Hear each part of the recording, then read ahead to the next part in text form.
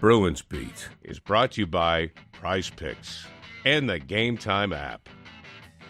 And welcome into the Bruins Beat, presented by PrizePicks. Go use that promo code CLNS to get $50 back when you play just $5. I'm Evan Marinofsky. That is Conor Ryan. Connor, what is up? Evan, I'm doing well. How you doing? Doing okay. I'm happy for you, Connor, that your Terriers are off to the Frozen Four. I'm happy for you. Jay Pandolfo's incredible streak continues. He's never not made the Frozen Four in a season that he's played or coached in, which that is a 7-year span, which is crazy. But I'm disappointed in my Minutemen. Not in them, really, because they fought hard. They played hell of a fight. Just really came down to one bad penalty. Can't be hitting guys from behind, especially in this climate. And they lost 2-1. And I was hoping. But you know what's funny, Connor? This is kind of a loser mentality, I've realized. But all I wanted UMass to do, obviously I want UMass to win the national championship. I went there, no doubt. Mm-hmm. But my biggest thing, I was there and I got to cover a national championship. When I showed up at UMass in 2017, I never expected ever for UMass to be a contender. They were horrible for years. The bottom of Hockey East. And so to even have a little bit of success, it's like, holy crap. And then you win a national championship, you go to 2. It's like, holy crap. I never thought I'd see this in my lifetime. And I saw it in 4 years.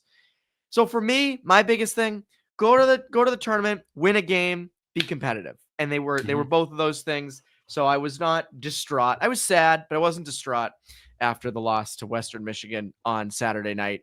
And then no other New England teams made it. None. For all the 8 total New England teams, 8. Only one left standing. So the Terriers. Which, again, it's give credit to UMass though. I mean, they play tough this entire year. They should, ideally, depending on how much guys you lose, but they've got a good young core. Isn't it like D-core, like wicked young too? Yeah, like 3 or 4 freshmen at the top.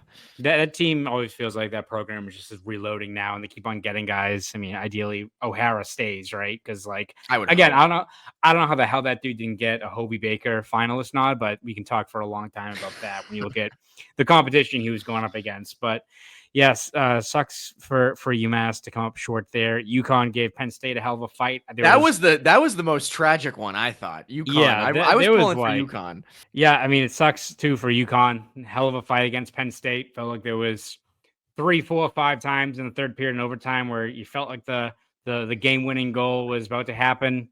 Didn't. As a BU fan who saw UConn smoke the Terriers in Hockey East, I'm like, glad I don't have to play against that team. Now, again, you get to this point of the calendar. Every single team is tough. So BU will have a tough test against Penn State. Denver's, once again, Matt Davis and that crew's going sicko mode on the other side. So should be an extremely nerve-wracking stretch of games coming up here for the Terriers. But shout out to them for getting the job done, representing Hockey East, Boston College. Yikes.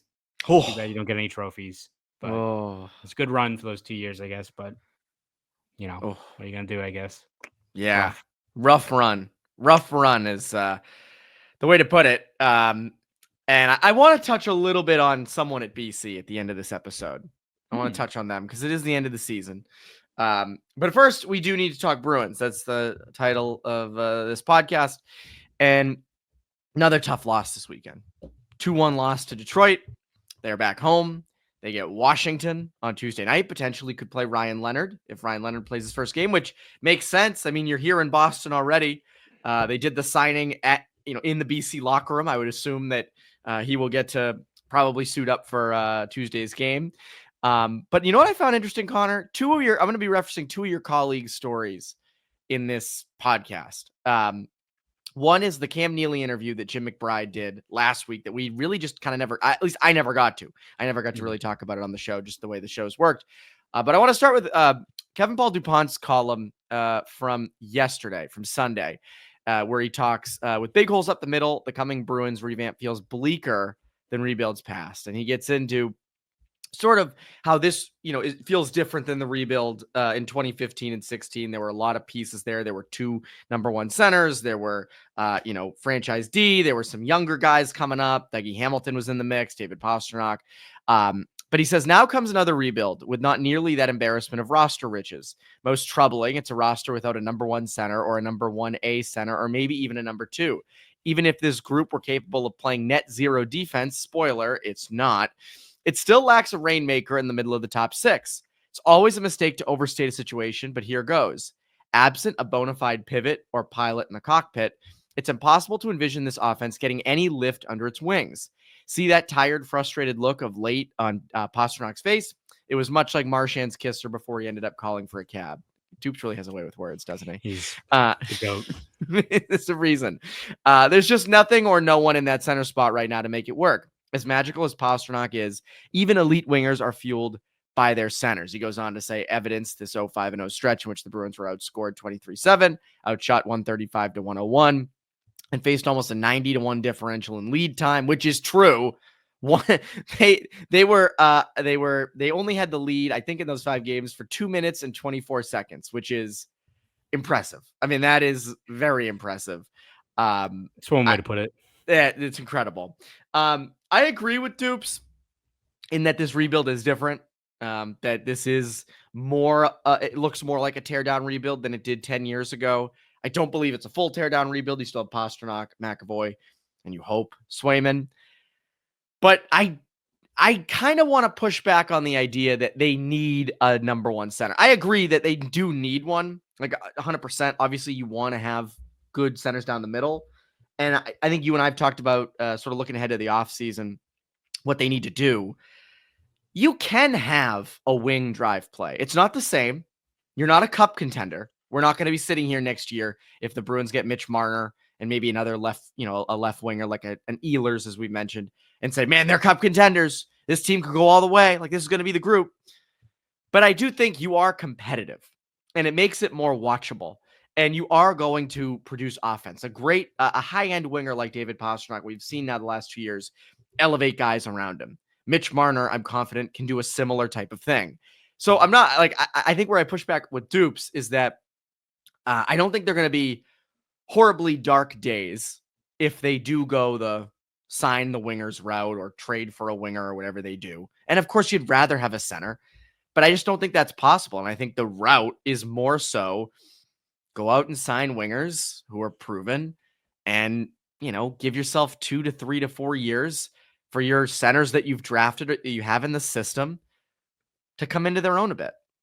Yeah. I mean, look at just in today's NHL, who the 2 best teams in the league, right? You've got the Washington Capitals, and they've got talent across the lineup.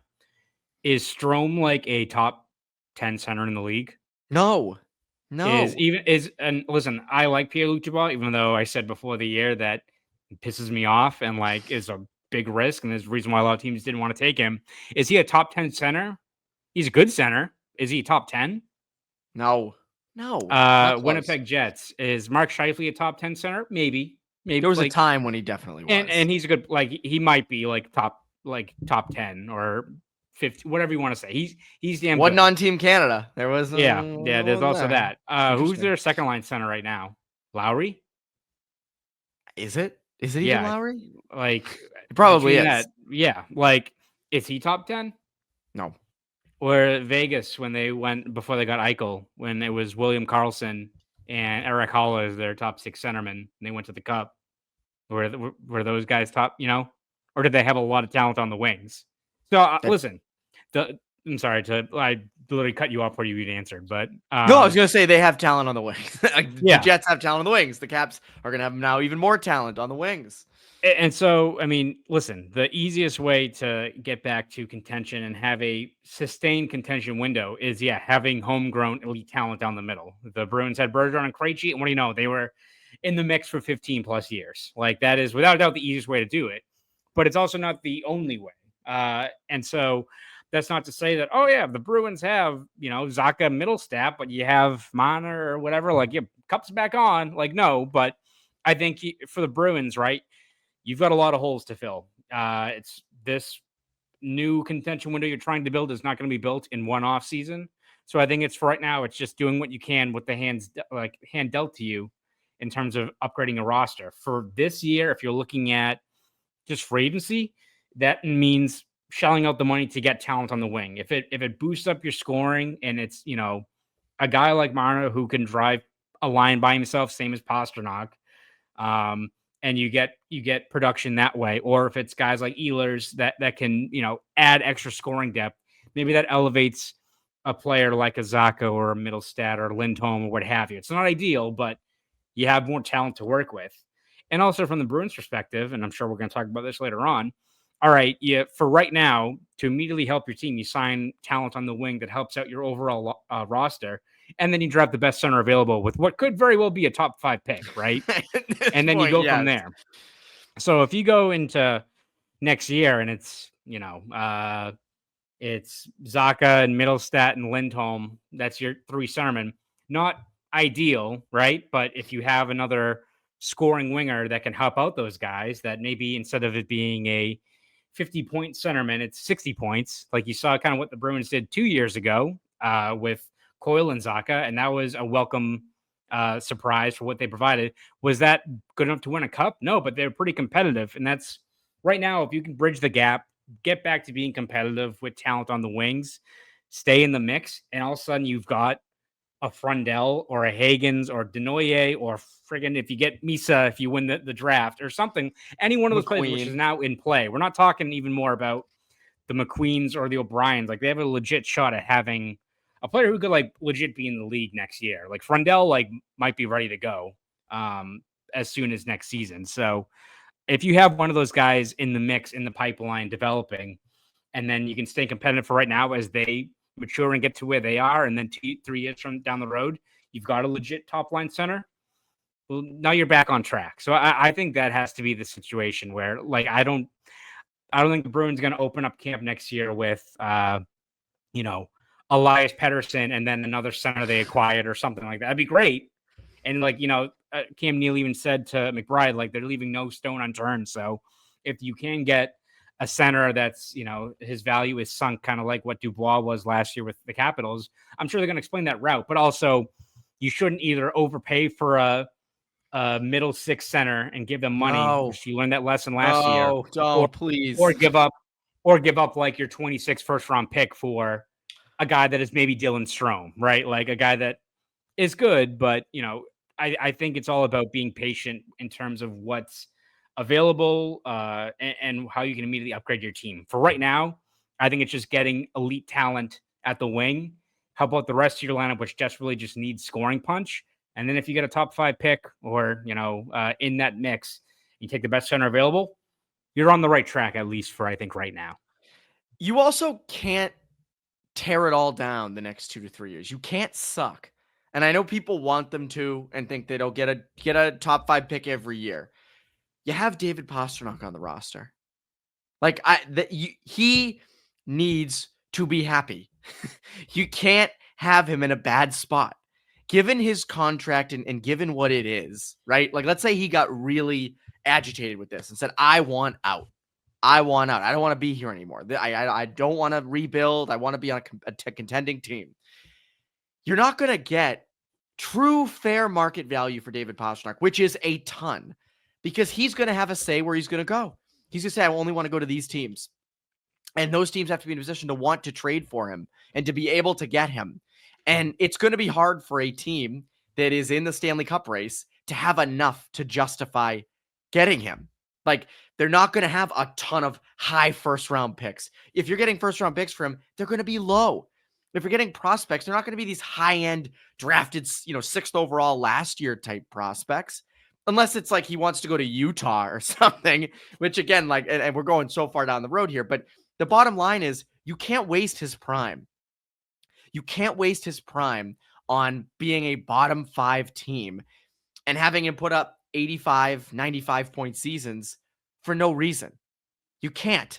So investing in the wings maximizes your abilities with him. I'm not saying you're winning, as we've said, you're not winning a cup in the next 2 to 3 years if that's the route you go, but you're doing enough to be competitive and to make it matter and to show fans that you care and to have competitive games down the stretch and to maybe get some playoff games. I know that sounds loser-like and, don't you want to go for the cup?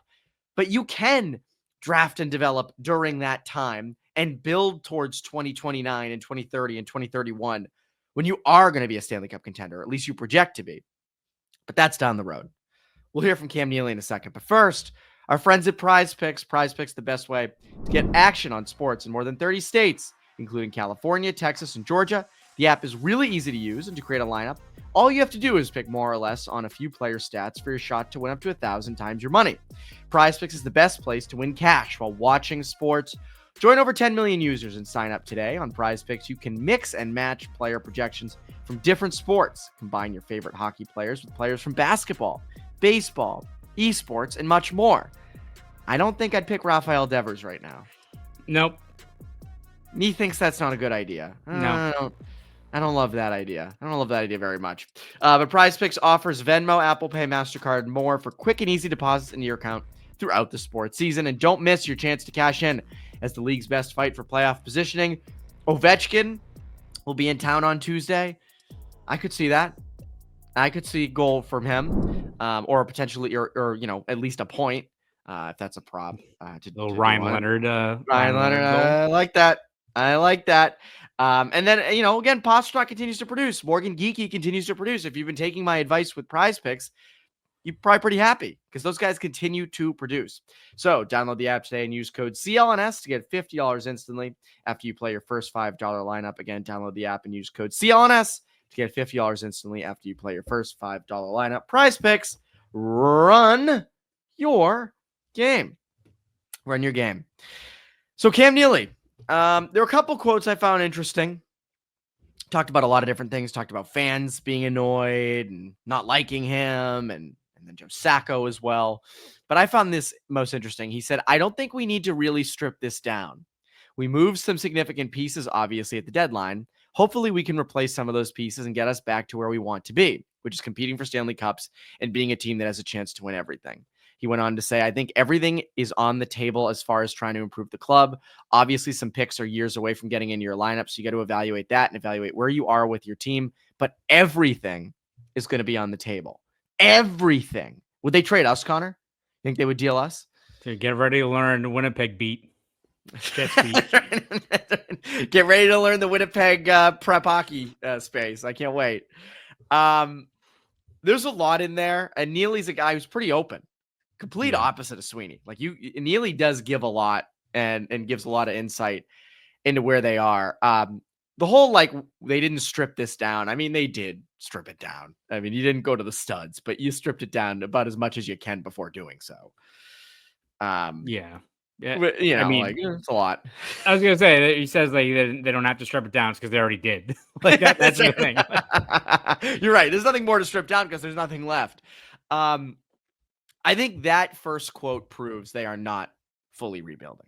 They are not going to be. They're not planning on being a top 5 lottery team for the next 2 to 3 years or longer. They're not. They just are not. And that's why I think the route that we've mapped out is the most realistic to what they are going to do in terms of, either investing in the wings or do they go big? I mean, this is one thing we can't really project in March. It's almost April.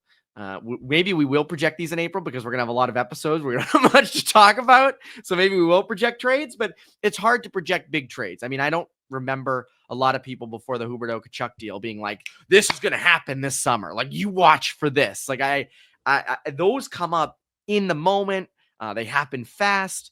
People thought Vancouver was going to be in the Western Conference Finals this year. People thought the Bruins are going to be the Eastern Conference Finals. A lot can change in a year. And now all of a sudden, again, is Pettersson going to get moved? Would you want him? Would you deal firsts and prospects and guys you're banking on in the future for him? It would have to depend on what the return is. I think there's a shit ton of risk there, especially if you're taking on that contract. But again, there's also a lot of risk with what the Capitals did with Pierre-Luc Dubois and look how that turned out. And who I think is the better player when they're on? It's the guy who has a 100-point season already at 26. Yeah. It's not ideal. And there's red flags, right? As soon as you get them, you're like, oh, they better have gotten this right. But also if you're the Bruins and you are trying to, again, instead of let's say you draft Haggs and that's awesome. But also, is this team then just going to sit and wait for him to develop? No, it's they're going to try to do stuff to add talent around what the core already is. So it's maybe you don't go after a guy like Pettersson, but I think they're going to be aggressive in terms of seeing what's out there, what moves they can make to help out this immediate team when you already kind of have the you kind of have the trump card now with that top draft pick, where it's like, all right, we did check off one box. Like, we do have a center prospect. Will he pan out? We sure hope so. It's a top 5 pick potentially. So we think we got someone good, but how much better could we be if we're aggressive right now? And all of a sudden, kind of like the Capitals, where it's like, hey, we're rolling. Holy shit, we have Ryan Leonard joining this team, right? Like, it's something that just helps you out down the road. So for Pettersson, listen, it would depend on what are you trading your 2026 first? Are you do the Capitals want? Are you swapping out like Elias Lindholm's contract for Pettersson's? Do they want just like a steady guy like that? Like, are you throwing sweeteners in it?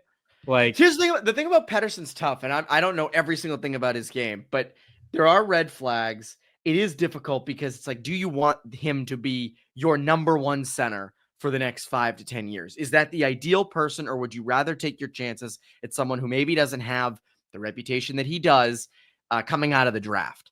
And I think that's a legitimate question. Now, when I hear that Neely quote, I do wonder if they're, I think we all agree they need to make that high-end pick this year. They need to make that pick in the first round. Their prospect pool needs it. But it wouldn't shock me if a trade came up in and around the draft where they move that pick. Like, it wouldn't at all, because again, they still want to compete.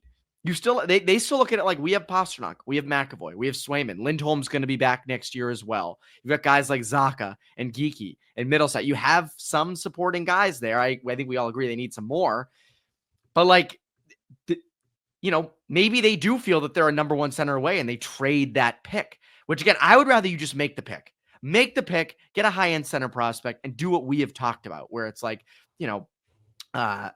sort of build for 2 to 3 years down the road. And you could still compete. You could still be competitive. You can still be in the running for the playoffs. Now, one thing I will say, I don't know if Washington was fully looking to be cup contenders this year. I mean, this is the thing, like, they were sort of in the Bruins position a couple of years ago, made smart decisions, sold pieces off. They sort of trimmed the fat, to quote Jonathan Papelbon, so to speak. But I almost think they sort of fell ass backwards into this. And it's sort of a perfect storm of like, here's Strome and Dubois, these two guys who you didn't really fully know what they were going to do. Dubois' stock couldn't have been any lower. Strome was sort of a middling guy. And you put him around some good wings, and Ovechkin sort of had this resurgence, not resurgence, but he's been on a crazy pace late in his career. You have Leonard, you have more picks coming in. To me, it's like, I almost wonder, like, their moves put them in this position where it's like, they probably weren't supposed to be first in the East this year, but they've done the right stuff and they've sort of been rewarded for it. Now I could see them regressing a little bit next year and maybe not doing the exact same thing they have this year. But I think making your picks is sort of the smarter route if you're the Bruins, but I wouldn't be shocked if they were really aggressive with the pick around the draft. Yeah, it depends on what's out there, what you think you can improve on. And even if it's not this pick, like, you still have the 2026 pick, which has a lot of appeal. You've got multiple second round picks now. You've got Toronto's first round, which I don't think is necessarily going to be all that. It's going to be all that high next year, barring we'll see what happens with Marner and Tavares and those guys, but also something worth keeping tabs on. Hell, maybe Marchand and the Panthers go on a deep run, and that 2027 first is something as well. So, I mean, they at least have options now. Sweenius, he's cooking. He's cooking. Connor. So, yeah, if we're talking about the Pettersson thing, I'm not trading the top 5 pick for him. No. It's like, you're talking like a future first or something that you roll the dice there.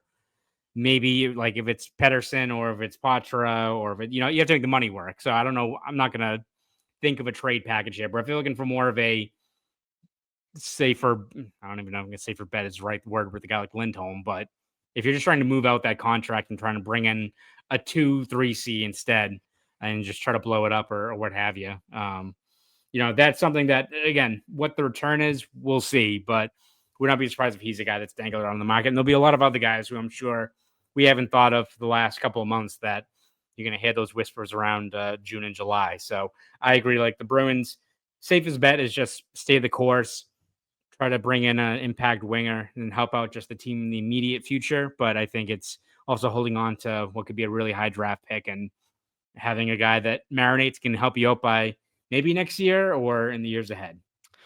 I also wonder if they go the Vegas route and they make a pick, and then next deadline or late, sometime in the next year or so, deal whoever they picked for a top of the line guy. I think that's probably least likely, because once you get the guy, usually teams try to hold on to them. But Vegas has, been open to that stuff, and I do wonder if the Bruins kind of try to take after that model. But yeah, a lot to take from what Neely said. I think the one thing you can rule out is they are not aiming to, deal Pastrnak for a slew of first round picks this offseason, unless of course he formally requests a trade or something. I don't see that happening. I mean, listen, we've some of our old takes have aged quite poorly, Evan, when it comes to the James Haggens watch. But I'll say it now, and again, clip this if you want to. Let's take a note so we can find this video. That's later right. On. We've been trying to find our Haggens stuff from the beginning of the year. I don't think the Bruins are planning on being on Gavin McKenna watch next year. I know that some people are like, "Well, just completely tank and get McKenna, and you're all set. You got Misa this year, and you got McKenna next, and you're all like." Boom. I don't think you're having that situation play out. And if something like that does happen, it means that Swayman has bottomed out, and you've got serious other issues with the team next year. So I don't see that really being the case, nor do I think the Bruins want to go through an entire year of what this past month has been, which has been miserable. And that's why, I don't know why you'd want that for a full season, even if it did result in Gavin McKenna. And I know people disagree with that, but I'm telling you, you go through it. If you go through it and you're happy and you're still watching the games, then great, you deserve Gavin McKenna. But I can't imagine. Who is a beast? Listen, I'm not gonna knock against how good that dude is. He is unbelievable. But yes. Keeping it on prospects. BC's season wrapped up on Sunday night. They lose to Denver again. Dean Letourneau finishes his freshman year, 36 games, I believe. Yes. 3 assists. Now, you and I have preached patience all season with him, and I still am going to preach patience. It's going to be a long time. We'll have more of an idea next year. He wasn't supposed to be at BC this year, supposed to be in the USHL. Definitely, you cannot convince me otherwise that going to BC was better for his development than being in the USHL for a year. You can't convince me. USHL would have been much better. I'm not saying his number, he would have been leading the league in scoring, but it would have been better being a top line center and playing in all situations and all that. And I get that, practicing against kids at BC is nice, but dominating games is another thing at a higher level than prep hockey. That being said, hard not to be a little concerned. 3 assists in year 1 is not great. I mean, I remember when we were talking in the summer, it was like, man, probably around 12, 15, maybe 18 points for a guy like that, 0.5 points middle per 6 game. Player. Yeah, around there. Never had that. Never really had that. And I do think there's reason to be concerned there. I think the other thing is he's likely going to be a 4-year guy unless something drastic happens next year where he blows up for a bunch of points. I have a tough time not thinking he's doing all 4 years in college. Yeah, I mean, he was viewed as a project going into it, so I think that timeline is much of a surprise, but I agree. I think we're on the same wavelength, Evan, where this is a guy you get to have a little bit of patience for, but, right, it's still you now have that urgency of all right, well, we'll see what he does, and, he should be better next year. You put on more weight, you kind of know the ins and outs of what's expected, the level of competition at Hockey East, which, again, him going from where he was during his draft year to Hockey East at that level, I can't believe that people thought that was the right call for him, whether it was his call, BC's. He desperately, I think, needed a year in the USHL. I'd rather him have again, he said, it's not like he needed him to be Will Zeller's out there for what he's doing, but if he had 40 points, less than a point per game, but was taking another step forward at that next level of competition, then goes into a year at BC where there should be more minutes available. He's more adjusted to that next step of what he needs to do to succeed. So, yeah, am I expecting all of a sudden next year he's going to be a 30-point guy? No, I'm not. But he also better not be, if we're looking in the middle of November and he's played 8-9 games, he got 1 goal and 1 assist, that's not good enough, right? So I think for what you're looking for right now, and again, it's tough where you look at how little the Bruins have drafted in the first round the last couple of years. So I think there's already a lens put on this guy, and he's going to be prone to a lot more scrutiny It's unfortunate, but also it comes with the territory of what you have to do. And he's a guy that was viewed as having the upside of a guy like Tage Thompson. Now, I don't think Bruins fans should operate with that assumption, right? But I think what you're trying to do right now is just trying to find guys who can fill out roles in the NHL level. And I think for him, the most important thing for right now is not looking at what he could be down the road in the NHL, or even being like, is this guy a complete bust? Is he going to even sign with Providence? No, I think for what they need to do and for what he needs to do is just next year, show signs of progression. If next year it's him in year 2 getting more minutes, he's more of a middle 6 player instead of a 4C, and he has 15 to 18 points, you take that. And he grows overall game, and then we'll see where he is when he's a junior and continues to put on muscle and see what he can provide. So, yeah, I'm not making any sweeping conclusions yet. I will just say, like, a little bit more urgency, right? Of like, let's see what he can do next year. I'm very curious to see how he does. And like, I think it'd be good catching up and seeing him during dev camp and the steps he can make there. So I'm not ready to write off a player after one poor season where he was probably, I wouldn't say probably, he was not ready for this level of competition. No. But it is something that you need to keep tabs on moving forward. Because if it is a similar stat line, or it's first 7 games, 0.0, 0 goals, 0 assists, then I feel like we're going to be like, that's not great. BC, yeah, they need to get more out of this kid. Now, we were talking before, like BC next year, likely going to lose a lot. I mean, you have Leonard, who has already gone. Perreault is probably going to leave this week. We don't know the status of Gasso and Yelvik and what they decide to do, but if they do go, that's more roster spots opening. Their incoming recruits are good, but outside of like Will Moore, they don't have any, guys that you're Haggs like, or... you don't have a Haggs like or a Celebrini like guy coming in. Or you also have to wonder though, like you mentioned Sasha Boisvert from North Dakota, rumored by Diver to potentially be going there or BU, but these CHL kids. These CHL guys who are 17, 18 years old, like, does BC bring in any of them? So I don't know. But there should be roster spots. They want to go to a school that wins trophies. I know where they'd want to go, but that's right. They go to UMass. That's exactly it. UMass doesn't want them. I'm kidding. I don't know. But UMass wants good Minutemen. That's what they want. Wherever they come from. That's what they want. Connor, what can the people look forward to from you at the Globe and Boston.com? Yeah, we're going to be covered every step of the way this Bruins season, especially going into the offseason where there should hopefully be a lot more to talk about, and there will be. So you can read all my stuff over at Boston.com and the Boston Globe. And if you want to follow me on Twitter, X, whatever it's called these days, you can at Conor Ryan _93. Go do all that. Oh, wait, we forgot to break down Bruins Capitals on Tuesday. My God, what matchups? They're probably going to lose. There we go. I will say, if they lose and you look at where they are in the standings, you've got the Flyers, the Kraken, and the Sabres are all within a point of the Bruins right now. So just saying, they could legitimately be in the 4 spot by like tomorrow if all those teams win.